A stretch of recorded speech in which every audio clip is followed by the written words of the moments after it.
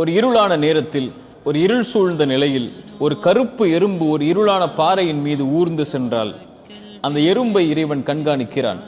அது நடக்கக்கூடிய சப்தத்தை இறைவன் கேட்கிறான். அது உள்ளத்தில் எண்ணக்கூடிய எண்ணத்தை இறைவன் அறிகிறான். அதனுடைய உணவையும் அவன் தயாரித்து வைக்க மறக்கவில்லை. இப்படி ஒரு சின்ன ஜீவராசியையே இந்த பிரபஞ்சத்தில் இறைவன் மறக்காத போது என்னையும் உங்களையும், என் நிலையையும் உங்கள் நிலையையும் இறைவன் மறப்பானா? இறைவன் ஒருபோதும் நம்மை மறப்பதில்லை. எத்துணை வாசல்கள் அடைக்கப்பட்டாலும் அந்த 1000 அடைக்கப்பட்ட வாசல்களை தாண்டியும் அவன் உதவி செய்ய நாடினால் உதவி செய்வான். ஆனால் 2 கேள்விகளுக்கு இந்த மனிதன் பதிலை அறிய முடியாது. அது எப்போது, எப்படி?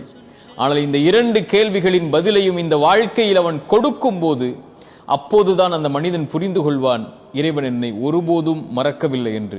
நபி மூசா சொன்னார், லா யதில்லு ரப்பி வலா யன்சா. இறைவன் எதையும் தவற விடுவதில்லை, இறைவன் எதையும் மறப்பதில்லை.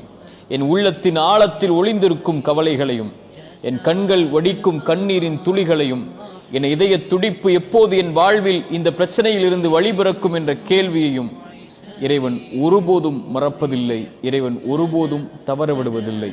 ஆழத்தில், உள்ளத்தின் ஆழத்தில் பதிய வையுங்கள், இறைவன் ஒருபோதும் நம்மை மறக்கவில்லை.